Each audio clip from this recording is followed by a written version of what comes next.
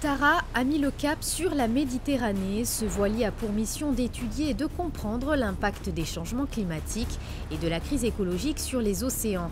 Après plus de 4 ans à naviguer autour de la planète, Tara réalise une expédition en Méditerranée dans le but de comprendre les conséquences du plastique sur les écosystèmes marins. En Méditerranée, on va s'intéresser à la pollution par le plastique, des micro-fragments de plastique qu'on ne voit pas à l'œil nu, mais qui sont partout dans la Méditerranée. Et c'est un véritable nouvel écosystème, on a créé quelque chose de nouveau, l'humanité. Et on essaie de comprendre ce qui s'y passe, comment la vie s'en accommode, est-ce que ça en accommode, quels sont les dangers, quels sont les risques. Et ce qui est bien, c'est que c'est une pollution qui est réversible, on peut arrêter d'en mettre. Et c'est un des enjeux de cette Méditerranée, c'est d'arriver à la gérer dans le futur. Long de plus de 36 mètres, le bateau n'a pas vraiment l'allure d'un navire scientifique. Et pourtant, la goélette, qui fête ses 25 ans d'existence cette année, accueille grand nombre de chercheurs à bord. La vie dans le bateau, il y a 14 personnes, il y a des marins, il y a des artistes, il y a des journalistes, il y a des scientifiques bien sûr. Et tout ça cohabite et finalement c'est un melting pot très intéressant, pas que franco-français, il y a aussi des étrangers.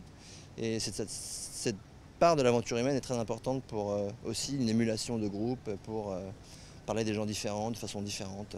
Voilà un peu c'est très important cette aventure humaine, c'est ça qui intéresse beaucoup les gens au premier abord. Tara a accosté en Principauté, le voilier voguera ensuite vers l'Italie, puis l'Albanie et la Grèce. S'en suivront de nombreuses escales durant 7 mois pour terminer son périple à Lorient en France.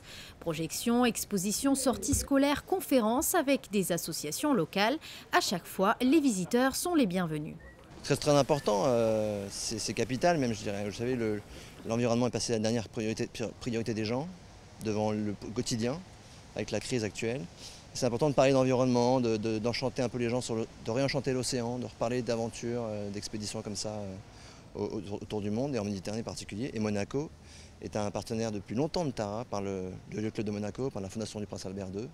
Et donc on est ravis d'être là aujourd'hui pour fêter l'inauguration de ce Yacht Club. La recherche scientifique sur le plastique sera l'occasion de communiquer sur la nécessité de diminuer sa présence. Il s'agit aussi pour Tara Expédition de partager les premières analyses obtenues lors de ses nombreuses expéditions.